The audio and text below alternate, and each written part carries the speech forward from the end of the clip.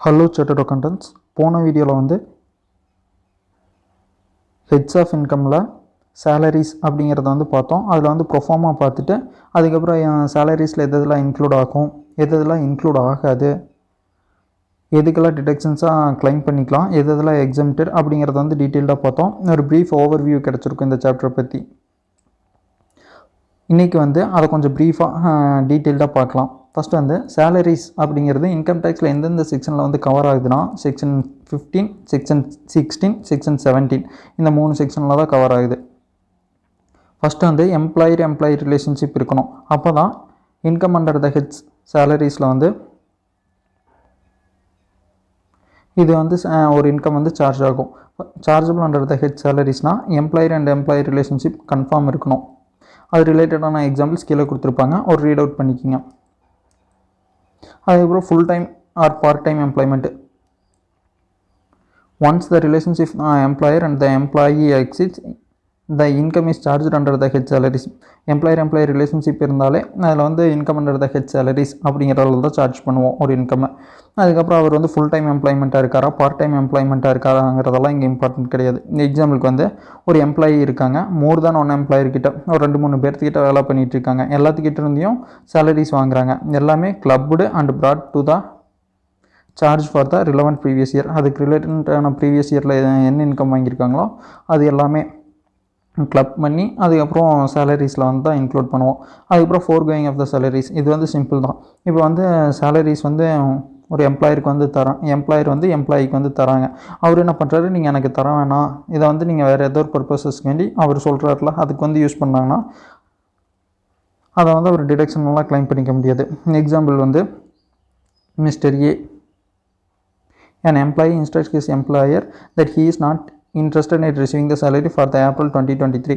April மாதம் salary வந்து எனக்கு வேணாம் அப்படின்னு சொல்லிடுறாரு. அதை வந்து நீங்கள் சேரிட்டபிள் இன்ஸ்டிடியூஷனுக்கு வந்து டொனேட் பண்ணிடுங்க அப்படிங்கிறாங்க. அதை வந்து நீங்கள் சேலரியாக எடுத்துக்கலாமா இல்லை எடுத்துக்கக்கூடாதா அப்படின்னா சேலரியாக தான் எடுத்துக்கணும். அவர் சேலரியாக வாங்கலினாலும் அதை வந்து நீங்கள் சேலரி ஹெட்ஸில் தான் இன்க்ளூட் பண்ணணும். அவர் என்ன பண்ணலான்னா இல்லை நான் அதை வந்து பண்ண மாட்டேன் அப்படின்னு எல்லாம் கிளைம் பண்ண முடியாது. cannot be charged in respect of the salaries for the April 2023. அவருக்கு இன்னொரு ஆப்ஷன் என்ன இருக்குன்னா, இப்போ வந்து சேரிட்டபிள் இன்ஸ்டிடியூஷனுக்கு தானே பண்ணார்.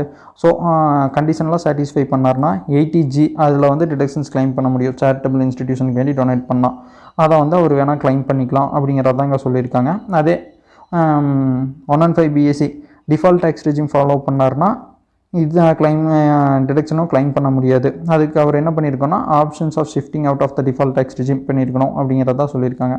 நெக்ஸ்ட் வந்து சரண்டர் ஆஃப் சேலரி. அதே voluntary surrender of the salaries exemption from taxes act 1961 அதுக்கு கீழே இவர் என்னது சேலரி சரண்டர் பண்ணியிருந்தாருன்னா அதை வந்து சேலரியை நீங்கள் வந்து எடுத்துக்க வேணாம். Exempted while computing the his taxable income அப்படின்னா நீங்கள் taxable income கால்குலேட் பண்ணும்போது சேலரியில் வந்து இதை நீங்கள் எடுத்துக்கவே தேவையில்லை. எக்ஸம்டட் யாருக்கு பண்ணியிருக்கோன்னா சென்ட்ரல் கவர்மெண்ட் அண்டர் செக்ஷன் 2 அந்த ஆக்ட் படி voluntary surrender of salaries act 1961 எதுவாக இருக்கும்னா பப்ளிக் இன்ட்ரெஸ்டடாக இருக்கணும். நெக்ஸ்ட் வந்து salary paid free tax. Okay, இப்போ எம்ப்ளாயியோட டேக்ஸை பே பண்ணிட்டாருன்னா எதுலாம் இன்க்ளூட் ஆகுனா அந்த சேலரியும் இன்க்ளூட் ஆகும். Salaries in the hands of the employee will consist of his salary income and also the tax on his salary paid with employer. இது ரெண்டுமே இன்க்ளூட் ஆகும்.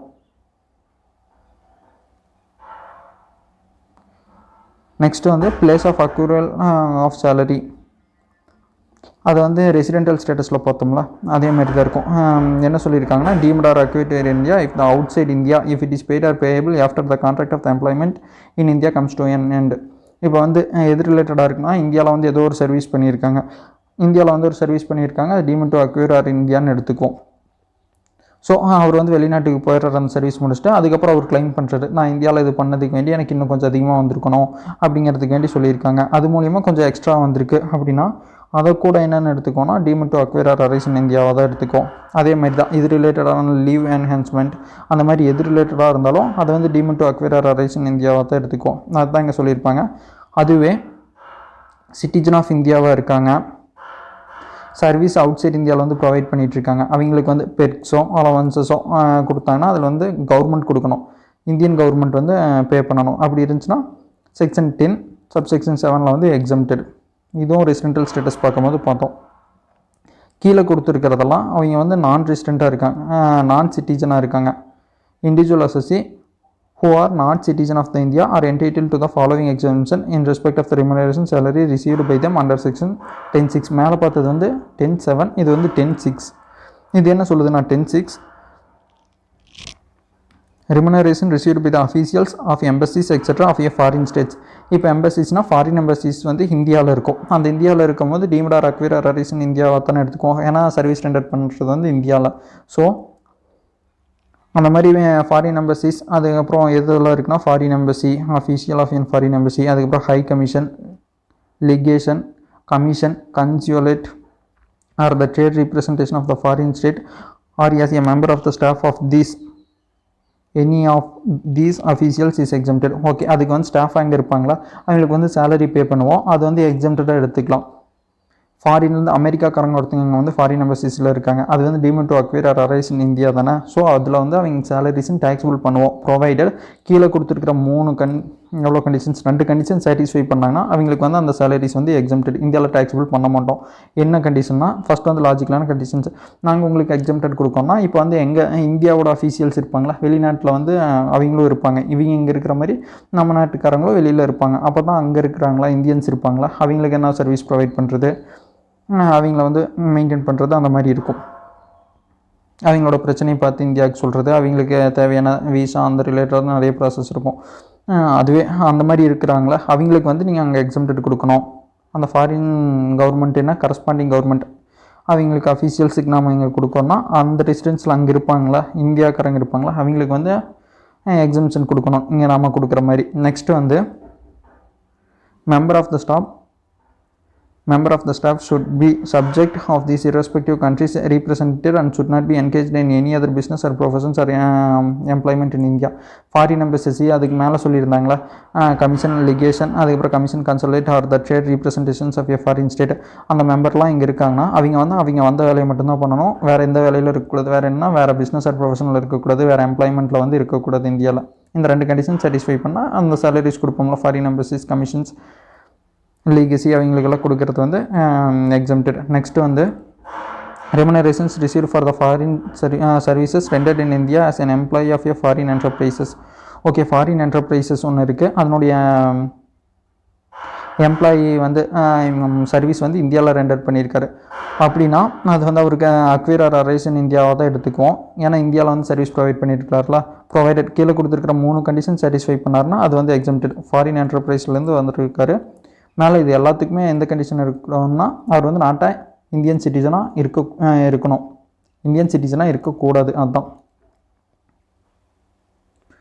நெக்ஸ்ட் வந்து த foreign enterprises is not engage in any business or trade in India.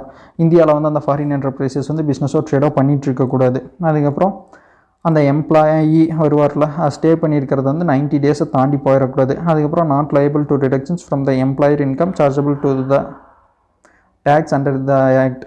இந்த income டேக்ஸில் வந்து அந்த employer என்னது வந்து பண்ணார்னா அந்த எம்ப்ளாயருக்கு வந்து டிடக்ஷன் அதை கிளைம் பண்ணக்கூடாது, இந்த ரெமுனரேஷன்ஸ் கொடுத்தது வந்து டிடக்ஷனை கிளைம் பண்ணக்கூடாது. இந்த 3 கண்டிஷன் சாட்டிஸ்ஃபை பண்ணால் இது வந்து ஃபாரின் என்டர்பிரைஸ்லேருந்து ஏதோ ஒரு எம்ப்ளாயி வந்து இந்தியாவில் சர்வீஸ் ரெண்டர் பண்ணார்னா அது வந்து exempted under section 10(6).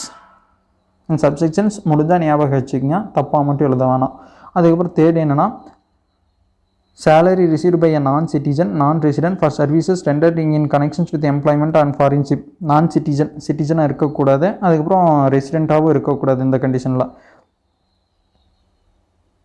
received by due to an Indian citizen. அதுக்கப்புறம் எதுனா ஃபாரின்ஷிப்பில் வந்து எம்ப்ளாய்மெண்ட்டாக இருக்கார். இப்போ எக்ஸாம்பிள் வந்து சிங்கப்பூர் ஷிப் ஒன்று இருக்குது, அது வந்து உலகம் ஃபுல்லாக சுற்றுறது. சிங்கப்பூர் ஷிப் வந்து என்ன பண்ணுதுன்னா இந்தியாவில் வந்து ஒரு 50 நாள் இருக்குது, அதில் இருப்பாங்களா, அதில் எம்ப்ளாய்மெண்ட்டில் இருப்பாங்களா, அவங்களுக்கெல்லாம் சேலரிஸ் வந்து இந்தியாவில் டேக்ஸபிளாக இருக்குமானா இருக்காது, ப்ரொவைடட் அது 90 டேஸை தாண்டி போயிடக்கூடாது. இந்தியாவில் இருக்கிறது வந்து does not exceed 90 days during the previous இயரில் வந்து 90 டேஸை தாண்டி போயிருக்கக்கூடாது. அதுக்கப்புறம் அவங்க நான் சிட்டிசனாக இருக்கணும், நான் ரெசிடெண்ட்டாக இருக்கணும். ஃபோர்த் வந்து remuneration received by the foreign government employees during their stay in India for a specified training. ஓகேவா, ஃபாரின் கவர்மெண்ட்லேருந்து அங்கே எம்ப்ளாயிஸ் இருப்பாங்களா, ஃபாரின் கவர்மெண்ட்டில் வந்து ஒரு ஹையர் அஃபீஷியல்ஸ் அந்த மாதிரி இருக்காங்க, இன்கம் டேக்ஸ் டிபார்ட்மெண்ட் அங்கெல்லாம் இருக்காங்க. இங்கே வந்து இந்தியாவுக்கு வராங்க, எதுக்குன்னா இங்கே இருக்கிறவங்களுக்கு வந்து அவங்களோடைய எக்ஸ்பீரியன்ஸை ஷேர் பண்ணிக்கிறதுக்கு வேண்டி கவர்மெண்ட் எம்ப்ளாயீஸ்க்கு வந்து இவங்க வந்து ஷேர் பண்ணிக்கிறாங்க. ஃபாரின் கவர்மெண்ட்டாக employees of a foreign government from their respective government during their stay in India. அந்த ரெஸ்பெக்டிவ் கவர்மெண்ட் கிட்ட இருந்தால் அவங்க ரெமுனரேஷன்ஸ் ரிசீவ் பண்ணணும். Is exempted from tax. அது வந்து இந்தியாவில் டேக்ஸபிள் கிடையாது. Such remunerations is received in connections with the training in establishment of remunerations received in training in any establishment or office or in any undertaking owned by. இங்கே வந்து யாருக்கு அந்த training provide பண்ணியிருக்கோம்னா கவர்மெண்ட்டோட எம்ப்ளாயீஸ்க்கு, இல்லைன்னா any company wholly owned by the government, சென்ட்ரல்னா central government or any state government or governments or jointly by the central and one of more state governments or company which is a subsidiary of the company referred to இன்.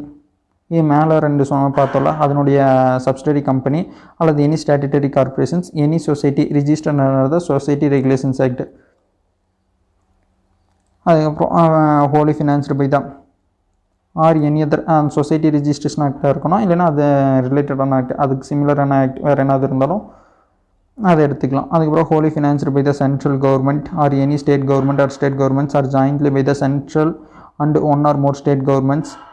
இதை வந்து let's discuss the chargeability under the section 15 the provisions explaining the meaning of the salary perks and profit in lieu of the salary contained in section 17 and deductions under section 16. இதெல்லாம் இனி பார்க்கலான்னு இருக்காங்க. First வந்து இந்த government ரிலேட்டடாக இது எல்லாத்தையும் பொதுவாக எடுத்துக்கோன்னா கவர்மெண்ட் கம்பெனி இல்லை கவர்மெண்ட் ரிலேட்டடாக கவர்மெண்ட் கண்ட்ரோல் பண்ணுறாங்களா அங்கே இருக்கிற யாராவதுக்கு வந்து ட்ரைனிங் கொடுத்தாங்கன்னா ஃபாரின் கவர்மெண்ட்லேருந்து வந்து இங்கே இருக்கக்கூடிய கவர்மெண்ட் ரிலேட்டடாக இருக்கக்கூடிய எம்ப்ளாயீஸ்க்கு வந்து அவங்க வந்து ட்ரைனிங் ப்ரொவைட் பண்ணாங்கன்னா அது வந்து எக்ஸம்டட். இதுதான் செக்ஷன் 10(6) சொல்கிறது.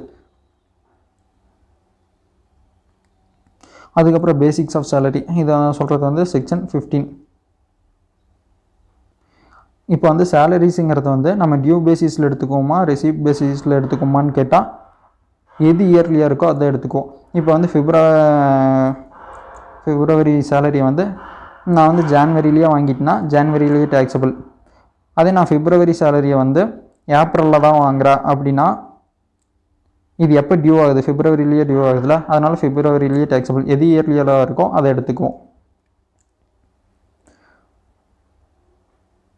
However, salary paid in advance is assessed in the year of payment. It cannot be subsequently brought to the tax in the year in which it becomes due. அதே முன்னாலேயே receipt வாங்கினாங்கன்னா receipt பேசிஸில் எடுத்துக்கோம்ல, அதுதான் அட்வான்ஸாக முன்னாலேயே வாங்கிட்டோம்னா அது அட்வான்ஸ்னு சொல்லுவோம். அப்படி அட்வான்ஸாக வாங்கினதை வந்து எப்போ அந்த ரிலேட்டடான இயர் வரும்ல அப்போ வந்து டேக்ஸபிள் ஆகாது. ஒரு டைம் டேக்ஸபிள் பண்ணுறாங்கன்னா மறுபடியும் டேக்ஸபிள் பண்ண மாட்டாங்க. அதுக்கு தான் கீழே எக்ஸாம்பிள்ஸ் கொடுத்துருக்காங்க. நெக்ஸ்ட் வந்து அட்வான்ஸ் சேலரி என்னென்னா அட்வான்ஸ் செகண்ட் சேலரி என்னென்னா அட்வான்ஸ் சேலரி வந்து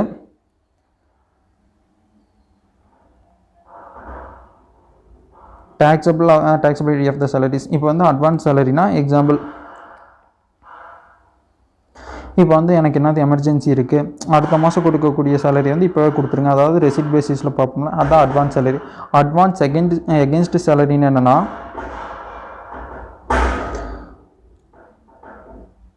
when an employee takes a loan from his employer, லோனாக வாங்குறது தான் அட்வான்ஸ் எகென்ஸ்ட் சேலரியாக இருக்கும். அட்வான்ஸ் சேலரினா என்கிட்ட சேலரி இருக்குல்ல அதை கொலாட்ரலாக வச்சுட்டு நீங்கள் எனக்கு லோன் தாங்க, அதை வந்து ரீபேபிள் இன் த சர்டன் ஸ்பெசிஃபிக் இன்ஸ்டால்மெண்ட்ஸ், அதை வந்து cannot be taxed as salary. அதை வந்து சேலரியாக வந்து டேக்ஸ் பண்ண மாட்டோம். ஏன்னா நம்ம நார்மலான சேலரியை எடுத்துக்குவோம். நெக்ஸ்ட் வந்து அரியர்ஸ் ஆஃப் த சேலரி.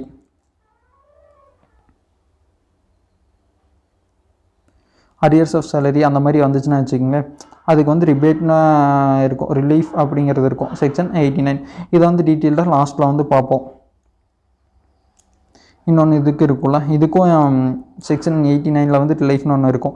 அது என்னங்கிறது வந்து ஒரு இலிஸ்ட்ரேஷன்ஸ் இருக்கும், எக்ஸாமில் ஒன்று இருக்கும், இலிஸ்ட்ரேஷன் ஒன்று இருக்கும். அதில் வந்து பார்த்தோன்னா கிளியராக புரியும். அதை வந்து கடைசியாக அந்த சாப்டரில் வந்து டிஸ்கஸ் பண்ணுவோம். நெக்ஸ்ட் வந்து இங்கே மீனிங் ஆஃப் த சேலரி எதெல்லாம் சேலரியில் இன்க்ளூட் ஆகும்னா both monetary payments and non monetary payments. Monetary பேமெண்ட்ஸ்னால் basic salary, bonus, commission, allowances எல்லாமே. அதுக்கப்புறம் நான் மானிட்டரி ஃபெசிலிட்டிஸ்னால் நான் மானிட்டர்னா பணம் அதில் ரிலேட் ஆகிருக்குது, housing accommodation, medical facilities, interest free loans etcetera. Okay, இங்கே வந்து சேலரிஸுங்கிறது என்னென்ன அப்படின்னு கொடுத்துருக்காங்க. Wages, any annuity or pension, gratuity, அதுக்கப்புறம் any fees, commissions, perks of profits in lieu or in additions to any salary or wages, any advance of the salary, any payment received in respect of any period of leave not available by him. அதாவது சிம்பிளாக சொல்லணும்னா leave salary of or leave encashment. அப்புறம் provident fund, அதுக்கப்புறம் contributions made by the central government, contribution made by the central government during the previous year. எதுக்குன்னா Agniveer corporation fund. இது வந்து நியூவாக include பண்ணியிருக்காங்க, ஓல்டு ஸ்கீமில் இது இல்லை. அக்னிபாத் ஸ்கீம் ரெஃபர்ட் இன் செக்ஷன் 80 CCH. இங்கே வந்து வேஜஸ்னால் என்னென்ன அப்படிங்கிறது இருக்கும். அதுக்கப்புறம் அலவன்சஸ், எதெல்லாம் டேக்ஸபிள் அலவன்சஸ், எதெல்லாம் எக்ஸம்டட், எதெல்லாம் பார்ட்லி எக்ஸம்டட் அப்படிங்கிறது வந்து இருக்குது. அந்த அலவன்சஸ் பார்த்துட்டோன்னா நெக்ஸ்ட் என்ன இருக்குன்னா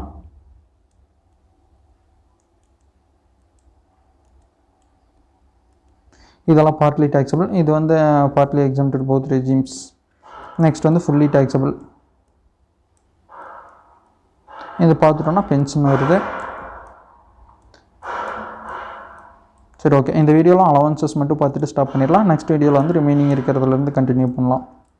ஃபஸ்ட்டு வந்து அலவன்சஸ், எதெல்லாம் ஃபுல்லி டேக்ஸபிள்லாம் அலவன்சஸ்னால் இப்போ ஏதோ ஒரு ஃபெசிலிட்டிஸ்க்கு வேண்டி சேலரி போக இன்னும் கொஞ்சம் அதிகமாக அமௌண்ட்டு கொடுக்குறது. இப்போ வந்து ஃபுல்லி டேக்ஸபிள் அண்டர் போத் ரெஜிம்ஸ்னால் நார்மல் ரெஜிம், அதுக்கப்புறம் டிஃபால்ட் டேக்ஸ் ரெஜிம்.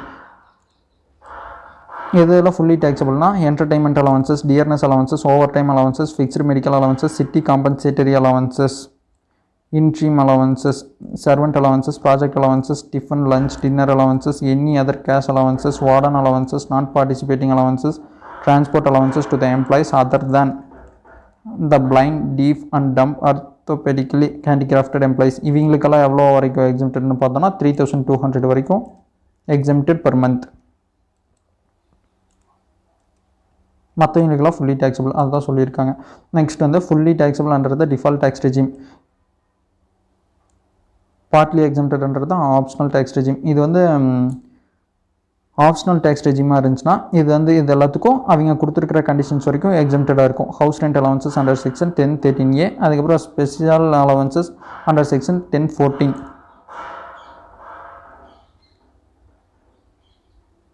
இது A to D இருக்குல்ல, அது வந்து பார்ட்லி அண்டர் த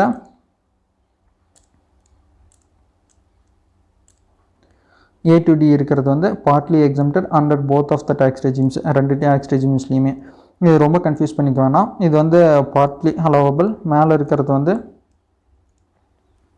ஃபுல்லி அலோவபிள் அண்டர், இது வந்து ஃபுல்லி அலோவபிள். ஃபுல்லி அலோவபிள் தான், இதுவும் பார்ட்லி அலோவபிள் குறிப்பிட்ட லிமிட் வரைக்கும். அந்த லிமிட் வந்து எதுக்கு மட்டும் அப்ளிகபிள்னா நார்மல் டேக்ஸ் ரெஜிமில் இருந்தால் மட்டும். நார்மல் டேக்ஸ் ரெஜிம் என்ன, டிஃபால்ட் டேக்ஸ் ரெஜிம் என்னங்கிறது வந்து கடைசியாக பார்த்துக்கலாம். சில செக்ஷன்ஸ் வந்து டிஃபால்ட் டேக்ஸ் ரெஜிமில் வந்து அலோவ் பண்ண மாட்டாங்க, டிடக்ஷன் அலோவ் பண்ண மாட்டாங்க, அவ்வளோதான் டிஃப்ரென்ஸ். அதுக்கப்புறம் ஸ்லாப் ரேட் மாறும், அதை தவிர பெரிய டிஃப்ரென்ஸ் எதுவும் இல்லை. அது வந்து கன்சாலிடேட்டடாக பார்த்தோம்னா மறக்காமல் இருக்கும். இங்கே பிரித்து பார்க்கும்போது கன்ஃபியூஸ் ஆகிற மாதிரி இருக்கும். ஃபஸ்ட் வந்து ஹவுஸ் ரெண்ட் அலவன்சஸ் இதெல்லாம் பார்த்தாச்சா. நெக்ஸ்ட் வந்து ஃபுல்லி எக்ஸம்டட், இதெல்லாம் ஃபுல்லி எக்ஸம்டட்னா allowances to the high court judges, அதுக்கப்புறம் salary and allowances paid by the union nations organisation, அதுக்கப்புறம் some territory allowances granted to the high court or supreme court judges, இந்த கோர்ட்டில் இருக்காங்களா judges, அது ரிலேட்டடாக வரக்கூடியது. அதுக்கப்புறம் யுனைடெட் நேஷன்ஸ் ஆர்கனைசேஷன்ஸ் என்னது சேலரியோ அலவன்சஸோ பே பண்ணாங்கன்னா அது வந்து ஃபுல்லி எக்ஸம்டட். இப்போ வந்து இந்த கீழே கொடுத்துருக்கிறதெல்லாம் ஃபுல்லி டேக்ஸபிள். எதுனா city compensatory allowances, entertainment allowances, இது வந்து அப்படியே இன்க்ளூட் பண்ணிடுவாங்க, இது அப்படியே கொடுத்துருவாங்க. இது என்னங்கிறது டிரான்ஸ்போர்ட் அலவன்சஸ். அதுக்கப்புறம் இது partly taxable house rent allowances section 1013A. இது வந்து அந்த ப்ரொஃபார்மா பார்க்கும் போதே பார்த்தோம். இப்போ வந்து டெல்லி, மும்பை, சென்னை, கொல்கத்தா இது 4 ஸ்டேட்டில் இருந்தாங்கன்னா இது ஒன்று மட்டும்தான் சேஞ்ச் ஆகும். 15%, 50%, மற்ற பக்கம் இருந்தாங்கன்னா 40%. ஏன்னா அங்கே ஹை பாப்புலேஷன் சிட்டியில் அதனால் 50% எடுத்துக்க சொல்கிறாங்க. மற்ற பக்கம்லாம் 40% போதும், அவ்வளோதான் சிம்பிள் லாஜிக். அதுக்கப்புறம் HRA ஆக்சுவலி ரிசீவ்டு, HRA எவ்வளோ ரிசீவ் பண்ணியிருக்கீங்க, அப்புறம் ரெண்ட் நீங்கள் பே பண்ணியிருப்பீங்களா. இப்போ சிம்பிளாக எங்கள் ஹவுஸ் ரெண்ட் அலவன்சஸ்னால் நீங்கள் இப்போ ஏதோ ஒரு ஹவுஸ் வாடகைக்கு எடுத்திருக்கீங்க, இப்போது எம்ப்ளாய்மெண்ட்டுக்கு வேண்டி வேறு பக்கம் போகிறீங்க, அங்கே வந்து எங்கேயாவது தங்கணும்ல, அதுக்கு வேண்டி வேறு எங்கேயாவது இடம் வாடகைக்கு எடுத்திருக்கீங்க. இப்போ எம்ப்ளாயர் நினச்சானா ஹவுஸ் ரெண்ட் அலவன்சஸ் அப்படின்னு ஒன்று கொடுப்பாங்க. அது வந்து அவங்க டேர்ம்ஸ் அண்ட் கண்டிஷன்ஸை பொறுத்து அந்த மாதிரி கொடுத்தாங்கன்னா எது எக்ஸம்டட் எது வந்து டேக்ஸபிள்னா ஃபஸ்ட் வந்து ஹெச்ஆர்ஏ அமௌண்ட் அப்படியே எடுத்துக்குவோம். அதுலேருந்து இந்த லீஸ்ட் ஆஃப் த 3 வந்து எக்ஸம்ப்டட். ஃபஸ்ட் வந்து ஹெச்ஆர்ஏ ஆக்சுவலாக ரிசீவ் பண்ணது ரிலவெண்ட் பீரியடுக்கு. அதுக்கப்புறம் ரெண்ட் பெய்டு, நீங்கள் ஆக்சுவலாக எவ்வளோ பே பண்ணுறீங்க அதுலேருந்து 10% of the salary of the relevant period. அதுக்கப்புறம் 50% of the salary for the relevant period. அதே அதர் சிட்டிஸாக இருந்துச்சுன்னா சேம் கண்டிஷன் தான், ஹெச்ஆர்ஏ ஆக்சுவலி ரிசீவ்டு. அதுக்கப்புறம் rent paid minus 10% of the salary for the relevant period. அதுக்கப்புறம் தேர்டு மட்டும் மாறும், 40% of the salary for the relevant period. இங்கே வந்து section 1013A would be allowable to the assessee only if you exercise the shifting of the default tax regime. அதாவது default tax ரெஜிமில் இருந்தீங்கன்னா இது not available. Optional tax ரெஜிம்னா இதில் வந்து இந்த conditions exam பண்ணிக்கலாம், எது லிஸ்ட்டாக இருக்கோ அதை சொல்கிறது வந்து செக்ஷன் 1013A. அதுக்கப்புறம் exemption is not available to an assessee who lives in his own house. சொந்த வீட்டில் இருந்தீங்கன்னா இந்த எக்ஸம்ஷன் வந்து not allowable. Or in a house for which he is not incurred the expenditure of rent. நீங்கள் வந்து ரெண்டே கொடுக்காம ஒரு வீட்டில் இருக்கிறீங்களும் இந்த ஹெச்ஆர்ஏக்கு வந்து நீங்கள் எக்ஸம்ஷன்லாம் கிளைம் பண்ண முடியாது, ஃபுல்லி டேக்ஸபிள். நீங்கள் வந்து சேலரிஸ்னால் இதெல்லாம் இன்க்ளூட் பண்ணிக்கோன்னா basic salary, dearness allowances if provided in terms of the employment and commissions as a fixed percentage of turn over. இங்கே வந்து கமிஷன் கொடுத்து எடுத்துக்க மாட்டோம், as a fixed percentage of turn ஓவரில் இவ்வளோ பர்சன்டேஜ் கமிஷன்னா அது மட்டும் எடுத்துக்குவோம். அதுக்கப்புறம் relevant period means the during the which the set accommodations was occupied by the assessee during the previous year. Okay, previous இயரில் வந்து அக்காமடேஷன் வந்து ஆக்குப்பை பண்ணியிருக்காரா இல்லையா அப்படிங்கிறத பொறுத்து, அசஸி ஆக்குப்பை பண்ணியிருக்காரா இல்லையாங்கிறத பொறுத்து தான் இருக்கும். இது வந்து இல்லுஸ்ட்ரேஷன் ஒன்று பார்த்தா புரியும். Mister Rajkumar has following receipt from his employer. எதுனா பேசிக் பே 40,000 per month, டியர்னஸ் அலவன்சஸ் வந்து 6,000 per month. இங்கே வந்து இங்கே கண்டிஷனில் சொல்லியிருந்தாங்களா, டியர்னஸ் அலவன்சஸ் வந்து எடுத்துக்கணுன்னா if provided in the terms of the employment. இங்கே வந்து டேர்ம்ஸ் ஆஃப் த எம்ப்ளாய்மெண்ட்டை வந்து ப்ரொவைட் பண்ணியிருக்கா இல்லையா அப்படிங்கிறத பற்றி எதுவும் கொடுக்கல. ஸோ நம்ம ப்ரொவைட் பண்ணியிருக்கு அப்படின்னா அசியூம் பண்ணியிருக்கலாம்னா நோட்ஸ் எழுதிக்கலாம்.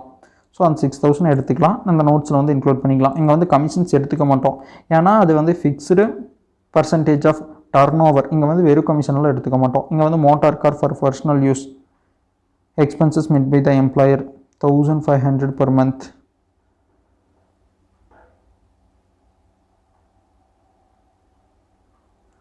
ஓகே, அதுக்கப்புறம் ஹவுஸ் ரெண்ட் அலவன்சஸ் வந்து 15,000 per month. நம்மளை என்ன கண்டுபிடிக்க சொல்லியிருக்காங்கன்னா இது வந்து வேறு ரிலேட்டட், இது வந்து பெர்க்ஸ் ரிலேட்டடாக வரும்.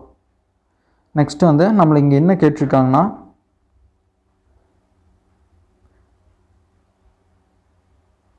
Find out the amount of the HRA exempted in the hands of mister Rajkumar. எவ்வளோ எக்ஸம்ப்டட் கிளைம் பண்ண முடியும்? 1013A எஸ், அதில் வந்து எவ்வளோ எக்ஸம்ப்டடாக கிளைம் பண்ண முடியும். இவர் எவ்வளோ ரெண்ட் பே பண்ணுறாருன்னா 16,000 per month. அந்த 3 கண்டிஷன்ஸ் ஞாபகப்படுத்திட்டு இங்கே இருக்கிற இன்ஃபர்மேஷன்ஸ் எடுத்து ஃபில் பண்ணால் அவ்வளோதான். ஃபஸ்ட் கண்டிஷன்ஸ் எவ்வளோ, ஹவுஸ் ஹெச்ஆர்ஏ வந்து ஆக்சுவலாக பே பண்ணுறது, அவங்க எவ்வளோ ஹெச்ஆர்ஏ கொடுக்குறாங்க 15,000 per month. இது வந்து ஃபஸ்ட் கண்டிஷன்ஸ் 15,000 into 12, அது வந்து ஃபஸ்ட்டு. செகண்ட் வந்து ரெண்ட் ஆக்சுவலாக பே பண்ணுறது 16,000 into 12 minus 10% of the salary. இங்கே வந்து சேலரியில் எது இதில் எடுத்துக்கணும், basic salary plus dearness allowances.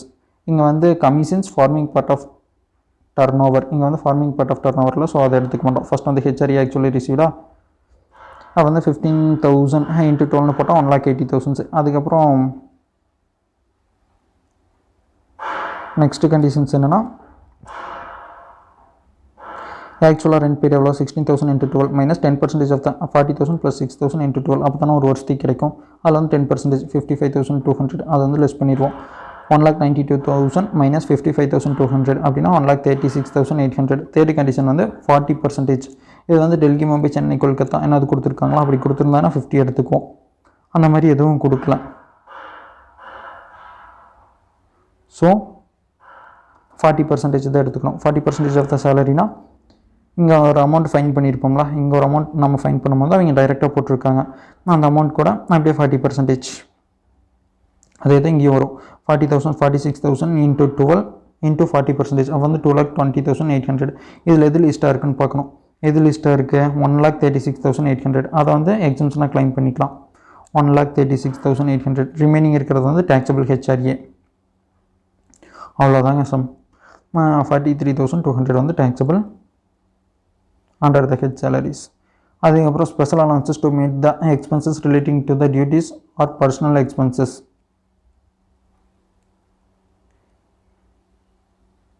இப்போனா special அலவன்சஸாக கொடுத்துருக்காங்க. எதுக்குன்னா இந்த டியூட்டிஸ் ஆர் பர்சனல் எக்ஸ்பென்சஸ்க்கு வேண்டி.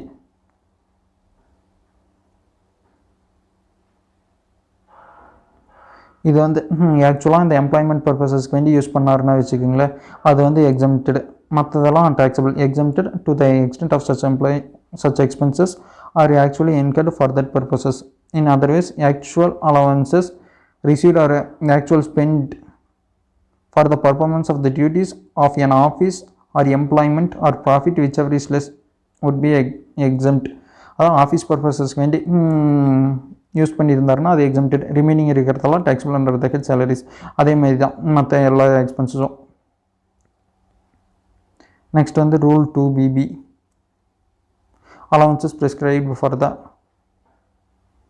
Purpose of sections. அதே ஹெல்ப்பர் அலவன்சஸ், ரிசர்ச் அலவன்சஸ், இதெல்லாம் எந்த பர்பஸஸ்க்கு வேண்டி ப்ரொவைட் பண்ணியிருக்காங்களோ அதுக்கு மட்டும் யூஸ் பண்ணோம்னா அது வரைக்கும் எக்ஸம்ப்டட். அதை தாண்டி என்னது இருந்துச்சுன்னா அது வந்து taxable under the head salaries. அதுக்கப்புறம் இங்கே கொடுத்துருக்கிறது வந்து amount prescribed for the purposes under section 1014. இங்கே வந்து இருக்குல்ல, இது கீழே இருக்கிறதெல்லாம் ஒரு ரீட் அவுட் பண்ணிக்கோங்க. இதை எப்படின்னா மெமரி வச்சுக்கணும். இதில் எது ரொம்ப இம்பார்ட்டன்னா children education allowances 100 per month per child up to a maximum of the 2 children. அது வந்து எக்ஸம்ப்டடு. அதுக்கப்புறம் ஹாஸ்டல் எக்ஸ்பெண்டிச்சராக இருந்துச்சுன்னா 300 per month per children up to a maximum of 2 children. உங்களுக்கு 3 children, ஒருத்தங்களுக்கு 3 children இருக்குன்னா 2 children வரைக்கும் தான் எக்ஸம்ப்டடு. இந்த டிடக்ஷன் வந்து கிளைம் பண்ண முடியும் 300 per month. நெக்ஸ்ட் வந்து ஒர்க்கிங் இன் எனி டிரான்ஸ்போர்ட் சிஸ்டம்னா 70% of such allowances up to a maximum of 10,000 தாண்டி போயிருக்கக்கூடாது. இப்போ வந்து எக்ஸாம்பிள் வந்து ஒரு 50,000 தராங்கன்னு வச்சுக்கிங்களேன், அதில் வந்து 70% சொல்லணும்னா 35,000 வருதா. அந்த 35,000 எடுத்துக்கூடாது. மேக்ஸிமம் லிமிட் வந்து 10,000 வரைக்கும் தான். இது வந்து working in any transport system, அதுக்கு வேண்டிய அலவன்சஸ் கொடுக்குறாங்க. ப்ரொவைடட் இங்கே வந்து கண்டிஷன்ஸ் கொடுத்துருக்காங்க பாருங்கள். To meet his personal expenditure during his duty performed in the course of running such transport from one place to another provided that such employee is not in receipt of the. அவர் வந்து daily wages வந்து allowances வந்து வாங்கக்கூடாது. அதுக்கப்புறம் special compensatory, அதாவது tribal area அலவன்சஸ்ன்னு சொல்லுவோம். அது செக்யூர்ட் ஏரியா, அதுக்கப்புறம் ஏஜென்சிஸ் ஏரியாஸ். ட்ரைபல் ஏரியா அலவன்சஸ்னால் 200 per month வந்து எக்ஸம்ப்டடு. காம்பன்சேட்ரி ஃபீல்டு ஏரியா அலவன்சஸ்க்கு வந்து 2600. அதே காம்பன்சேட்ரி மாடிஃபைடு ஃபீல்டு அலவன்சஸ்னால் 1000 per month எக்ஸம்ப்டட். அதுக்கப்புறம் என்ன under ground allowances. Under ground allowances வந்து 800 per month வந்து எக்ஸம்ப்டட். ரிமைனிங் இருக்கிறதெல்லாம் அதிகமாக கேட்டதில் ஒரு ரீட் அவுட் பண்ணி வச்சுக்கோங்க. நெக்ஸ்ட் வந்து partly exempted under both regimes. எதெல்லாம் பார்ட்லி எக்ஸம்ஷன்னால் இது ட்ராவலிங் அலவன்சஸ். ட்ராவலிங் அலவன்சஸ்னால் இந்த கம்பெனிக்கு ரிலேட்டடாக யூஸ் பண்ணியிருந்தாங்கன்னா எக்ஸம்ப்டட். மற்றதாக இருந்துச்சுன்னா வந்து டேக்ஸபிள். அதே மாதிரி தான் டெய்லி அலவன்சஸும். அதுக்கப்புறம் கன்வென்சஸ் அலவன்சஸ் அதுதான். Meet the expenditure incurred on conveyances இந்த performance of the duties of an office or an employment of profit அப்படின்னா எக்ஸம்ப்டட். ரிமைனிங் இருக்கிறது வந்து taxable. Allowances prescribed in the purposes of section 1014 transport allowances. அது வந்து deaf handicrafted, deaf, blind or deaf and dumb or orthopedically handicrafted with disability of the lower extremes of the body to meet his expenditures for commuting between his residence and the place of duty. அவருடைய residence எங்கே இருக்காரோ அங்கேருந்து ஆஃபீஸ்க்கு வரதுக்கு வேண்டி என்ன transport allowances கொடுத்தாங்கன்னா 3200 per month வரைக்கும் எக்ஸம்ப்டட். யாராக இருக்கணும்னா blind or deaf or dumb or orthopedically handicrafted with disability. இது வந்து கீழே கொடுத்துருக்காங்க. Illustrations 2. Mister Srikanth has 2 sons இருக்குது. Okay. He's an receipt of the children education allowances of 150 per month for his elder son and 70 per month for his younger son. இந்த மாதிரி sums பார்க்கும்போது தான் உங்களுக்கு கிளாரிட்டி கிடைக்கும். 2 children இருக்காங்களா, 100 per child per month தானே exempted. இப்போ வந்து 150னா அதில் வந்து அவருக்கு 100 வந்து எக்ஸம்ப்டட். ரிமைனிங் 50 வந்து டேக்ஸபிள். அது வந்து 50 நீங்கள் வந்து குமுலேட்டிவால் எடுத்துக்கூடாது, தனித்தனியாக தான் எடுத்துக்கணும். அது வந்து 50 × 12 வந்து டேக்ஸபிளாக இருக்கும். அதுக்கப்புறம் 70 இது வந்து 100 வரைக்கும் எக்ஸம்ப்டடில். இது வந்து 70னா எங்கர்சனுக்கு வந்து ஃபுல்லி எக்ஸம்ப்டட். ஸோ இது மட்டும் டேக்ஸபிளாக இருக்கும். ப்ரொவைடர் அவர் வந்து டிஃபால்ட் டேக்ஸ் ரெஜிம்லேருந்து ஆப்ட் அவுட் பண்ணியிருக்கணும். அதே டிஃபால்ட் டேக்ஸ் ரெஜிம்னா ஃபுல்லி டேக்ஸபிள் 150 × 12 அது ஃபுல்லி டேக்ஸபிளாக இருக்கும். நெக்ஸ்ட் வந்து டிரான்ஸ்போர்ட் அலவன்சஸாக 1800 per month அது வந்து fully taxable. Tribal area allowances வந்து 200 per month வந்து நார்மல் டேக்ஸ் ரெஜிமில் வந்து எக்ஸம்டட். அப்போ வந்து ரிமைனிங் 300 × 12 வந்து டேக்ஸபிளாக இருக்கும். 150 இது வந்து ஃபஸ்ட் என்ன பண்ணுறாங்க, shifting out of the default tax regime அப்படின்னா ஆப்ஷனல் டேக்ஸ் ரெஜிம் வந்து எக்ஸசைஸ் பண்ணியிருக்காரு. சில்ட்ரன் எஜுகேஷன் அலவன்சஸாக அப்போ வந்து 100 எக்ஸம்டட். இது வந்து 70 எக்ஸம்டட், ஏன்னா 100 வரைக்கும் எக்ஸம்டட். அப்போ வந்து 50 × 12 வரும் 600. அதுக்கப்புறம் டிரான்ஸ்போர்ட் அலவன்சஸ் வந்து ஃபுல்லி டேக்ஸபிள் 21,600. அதுக்கப்புறம் ட்ரைபல் ஏரியா அலவன்சஸ் வந்து 200 வரைக்கும் எக்ஸம்டட். ரிமைனிங் 300 × 12 3,600. டோட்டலாக பார்த்தா 25,800 வந்து taxable under the head salaries. Srikanth அதே டிஃபால்ட் டேக்ஸ் ரெஜிமில் இருந்தார்னா இதில் எந்த எக்ஸம்ஷனுமே கிளைம் பண்ண முடியாது. ஸோ எல்லாமே டேக்ஸபிள். இது வந்து குமுலேட்டிவாக எடுத்துட்டாங்க, ஏன்னா ரெண்டும் டேக்ஸபிள் தானே. நீங்கள் தனித்தனியாக எடுத்துட்டிங்கன்னா கன்ஃபியூஸ் ஆகுது. 150 × 12, அதுக்கப்புறம் 70 × 12, 1800 × 12, அதுக்கப்புறம் 500 × 12, டோட்டலாக 30,240 அது வந்து டேக்ஸபிள். இப்போ புரியுதா? இதில் வந்து டிஃபால்ட் டேக்ஸ் ரெஜிமில் வந்து சில டிடக்ஷன்ஸ் வந்து அலோவ் பண்ண மாட்டாங்க. ஸோ இன்கம் வந்து அதிகமாகும், அதனால் ஸ்லாப் ரேட்டு கொஞ்சம் அதிகமாக இருக்கும், கம்மியாக இருக்கிற மாதிரி. டேக்ஸ் வந்து கம்மியாக பே பண்ணுற மாதிரி தெரியும் ஸ்லாப் ரேட்டை பார்த்தோம்னா. நெக்ஸ்ட் வந்து கீழே கொடுத்துருக்கிறவங்களுக்கெல்லாம் ஃபுல்லி எக்ஸம்டட். யாராக இருக்குன்னா இந்த ஜட்ஜஸ் ரிலேட்டடாக தான் allowances to the supreme court அல்லது ஹை கோர்ட் ஜட்ஜஸ். இதுக்கு வந்து செக்ஷன்லாம் கொடுத்துருப்பாங்க, இந்த செக்ஷனில் வரணும், இவ்வளோலாம் நோண்டியெல்லாம் கேட்க மாட்டாங்க. உங்களுக்கு எவ்வளோ தெரிஞ்சிருக்கு அப்படிங்கிறத தான் டெஸ்ட் பண்ணுவாங்க. அதுக்கப்புறம் யூஎன்ஓ யுனைடெட் நேஷன்ஸ் ஆர்கனைசேஷன்ஸ் என்ன அலவன்சஸ் ப்ரொவைட் பண்ணாங்கன்னா அதுவும் எக்ஸம்டட். அதுக்கப்புறம் சம்பியூட்டரி அலவன்சஸ், இதுவும் ஹை கோர்ட் ஜட்ஜஸ் அதுக்கப்புறம் சுப்ரீம் கோர்ட் ஜட்ஜஸ் கொடுக்கக்கூடிய ஒரு அலவன்சஸ் தான், அதுவும் ஃபுல்லி எக்ஸம்டட். அதுக்கப்புறம் allowances which are exempted under the both regimes. அதாவது allowances or the perks paid or allowed such outside India by the government to a citizen of India. Citizen of இந்தியாவாக இருக்கணும், government வந்து பே பண்ணணும். Services அந்த citizen வந்து services வந்து rented out side India வந்து பண்ணியிருக்கணும், அது வந்து எக்ஸம்டட் அண்டர் ஃப்ரம் டேக்ஸ். இதை சொல்கிறது தான் செக்ஷன் 10 subsection 7. நெக்ஸ்ட் வீடியோவில் வந்து இன்னும் கண்டினியூ பண்ணலாம். அப்படின்னா நீங்கள் கமெண்டில் சொல்லுங்கள். ஏனிட்டி ஆர் பென்ஷன், அதுக்கப்புறம் ரிமைனிங் இருக்க பெர்க்ஸு, அதுக்கப்புறம் அந்த கார் ரிலேட்டடாக பார்த்தோம், அந்த மாதிரி. அதுக்கப்புறம் ஸ்டாண்டர்ட் டிடக்ஷன்ஸ் என்ன, ரிமைனிங் டிடக்ஷன்ஸ் என்ன அப்படிங்கிறதெல்லாம் நெக்ஸ்ட் வீடியோவில் வந்து கிளியராக பார்க்கலாம். அதுக்கப்புறம் கிராஜுவேட்டினா எவ்வளோ டிடக்ஷனாக கிளைம் பண்ணிக்க முடியும், எவ்வளோ எக்ஸம்ட் பண்ணிக்கலாம் அப்படிங்கிறதெல்லாம் நெக்ஸ்ட் வீடியோவில் வந்து பார்க்கலாம். ஈஸியாக தான் இருக்கும் இந்த சாப்டர். ஓகேவா? தேங்க்யூ. நீங்கள் கமெண்ட்ஸில் சொல்லுங்கள். நெக்ஸ்ட் வீடியோவில் வந்து இதை கண்டினியூ பண்ணலாமா, இல்லை வேறு என்ன சாப்டர் பார்க்கலாமா, இல்லை வேறு சப்ஜெக்ட்ஸ் பார்க்கலாமா அப்படிங்கிறது. தேங்க்யூ.